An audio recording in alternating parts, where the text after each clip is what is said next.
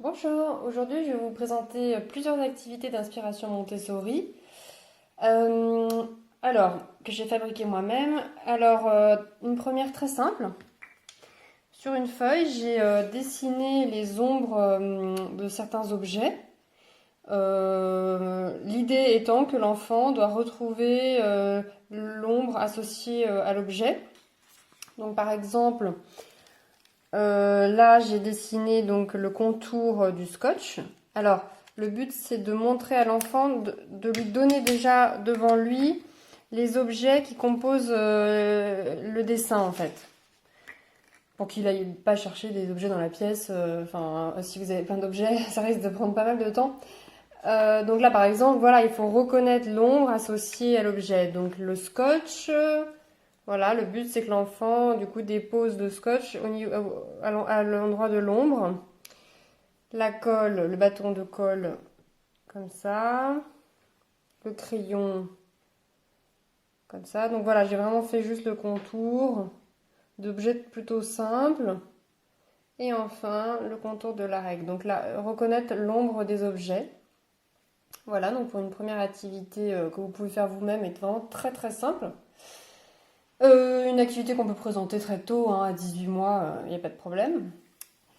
Une autre activité, alors là que j'aime aussi beaucoup, qui est de la reconnaissance aussi. Alors d'abord des cartes plastifiées que j'ai trouvées sur internet. Donc cuillère à soupe, cuillère à café, le verre, l'assiette, fourchette, le bol et le couteau. Alors là, il s'agit aussi, encore une fois, d'aller prendre les vrais objets et de faire avec l'enfant l'association. Donc, allez, hein, c'est parti. Donc, on présente à l'enfant les objets. Ou alors, vous pouvez même corser un peu les choses, c'est-à-dire que vous pouvez dire à votre enfant d'aller chercher dans la cuisine, s'il sait où sont les fourchettes, les assiettes, les verres, d'aller chercher lui-même. Ça crée encore une petite difficulté. Voilà, donc sinon l'enfant associe à l'image le couteau. Alors il y a aussi l'écriture, vous avez vu, ça permet de voir déjà une première base d'écriture. La cuillère à soupe, la fourchette, la cuillère à café, l'assiette, le bol, etc. Alors ça, c'est une activité que moi j'aime beaucoup, que je décline de plusieurs façons. Vous pouvez par exemple faire les mêmes étiquettes de fruits et légumes. Et vous videz en fonction de ce que vous avez dans votre frigidaire ou dehors, vous prenez l'étiquette abricot, pomme, poire, et l'enfant associe à chaque fois les objets aux cartes. Voilà, donc ça c'est assez typique Montessori. Ça c'est une activité qu'on peut présenter tôt aussi, hein, 18 mois, 2 ans, voilà, c'est relativement facile. Alors ensuite, une autre activité très simple aussi qu'on peut faire vous-même. Alors là, on commence à rentrer un petit peu dans tout ce qui est chiffres. Reconnaissance des chiffres, tout simplement, et frise numérique. Donc on récite avec l'enfant la frise numérique, 1, 2, 3, 4, voilà, jusqu'à 9. Et on peut l'afficher dans sa chambre et on peut la réciter si ça peut lui donner envie d'aimer les chiffres.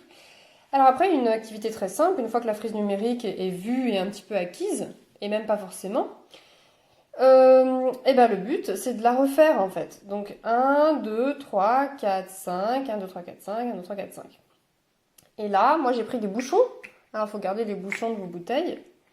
Et vous mettez le chiffre qui manque. Donc 2. Donc j'ai fait en fait tout simplement pour vous montrer un petit peu comment on prépare les contours en fait des bouchons pour que ce soit quand même assez propre. Voilà, plusieurs fois.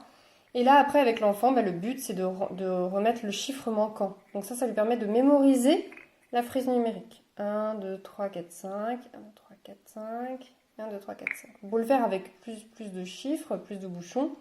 Et avec des frises très très mélangées, hein. On peut faire, je sais pas, de 5 à 10, de 7 à même plus, hein, à 11. Parce qu'après, la frise numérique, il va la prendre jusqu'à 100, en fait. Voilà. Une autre activité, qui est rigolote à fabriquer et que les enfants aiment beaucoup, c'est les dominos, mais avec des baguettes de... Enfin, pas des baguettes de bois, des spatules, voilà, merci, de bois. Alors, dans un sens, j'ai mis des losanges, triangles, rectangles, ronds, donc oh là là, des figures géométriques, voilà. Et le but, c'est donc de faire des dominos, d'associer la bonne figure géométrique. Alors, là, vous voyez, j'ai pris donc des spatules en bois, toutes simples, sur lesquelles j'ai dessiné des symboles qui sont voilà, ressemblants, bien sûr, parce que le but, c'est d'associer les deux. Donc voilà, donc le carré avec le carré, le rond avec le rond, le parallélogramme ou losange avec le losange et le triangle avec le triangle. Après, vous pouvez les décliner de plein de variantes différentes. Donc par exemple, moi, je les ai retournés en me disant comme ça, on gaspille pas. Et je me suis dit, bah allez, tant qu'à faire, on fait les chiffres. 1, 1. Ensuite, 2, 2. 6, 6. Et enfin, au bout, 4, 4. Une remarque importante, pour écrire sur des bâtonnets comme ça, et de la même façon sur des supports comme des galets, il faut des feutres que je vais vous montrer tout de suite, des feutres Posca, parce que c'est ceux qui marquent le plus sur les galets et sur les spatules en bois comme ça. Sinon, du coup là vous voyez, je peux passer mon doigt, il se passe rien, ça bave pas quoi. Sinon, si vous prenez des feutres, vous verrez, enfin ça marquera pas. Des feutres classiques, ça marquera pas, ça marchera pas. Ça peut baver, ce sera pas joli. Voilà, donc ça c'est des feutres que j'ai commandés sur Amazon, Posca, donc c'est vraiment idéal pour la peinture sur galet aussi en fait à la base. Voilà. Alors ensuite, autre activité. Alors on commence à préparer là les mathématiques. Mais avant les mathématiques, donc reconnaissance des chiffres et des quantités. Donc là vous voyez en fait plusieurs ronds dans lesquels j'ai mis ici ce qu'il faut qu'on retrouve dans le rond, c'est-à-dire 3 quantités vertes, une quantité bleue, 4 quantités jaunes et 2 quantités rouges. C'est une préparation aux mathématiques, aux symboles, aux quantités, les symboles étant les chiffres qui sont associés donc aux quantités. Voilà, donc l'acquisition du symbole avec la quantité. Mais c'est aussi un bon début de préparation au tableau à double entrée. Je vous explique après ce que c'est que le tableau à double entrée. Tout d'abord, on va faire cet exercice. Je présente à l'enfant donc des objets similaires avec des couleurs différentes. Bon, c'est des nounours, mais ça peut être plein de choses différentes. Vous avez des pompons, vous avez des gommettes. Ça peut être vraiment plein d'objets différents. Donc là, le but, c'est que l'enfant mette les bonnes quantités et la bonne couleur, en fait. C'est-à-dire qu'il y a deux informations, en fait. La couleur et la quantité. Donc là, les nounours jaunes. Alors, vous lui expliquez, hein, ce qui est très important aussi dans les mathématiques, c'est la compréhension de l'énoncé. C'est ce qui va vraiment être le plus important dans sa vie de mathématicien, si je puis dire. Et du coup, comprendre un énoncé, c'est comprendre ce qu'on demande à l'enfant. Donc, expliquez-lui et vérifiez qu'il ait bien compris donc, ce qu'on lui demande. Donc, on peut lui réexpliquer plusieurs fois. Et on le laisse faire surtout. Hein. En Montessori, c'est je laisse faire le plus possible. Donc, une fois que cette activité est finie, on peut lui présenter les tableaux à double entrée. On peut commencer. Ce qui est génial avec les tableaux à double entrée, c'est qu'il y a on peut les décliner, mais de plein de façons différentes. Alors, je vais vous en présenter une variante. Voilà à quoi ressemble un tableau à double entrée.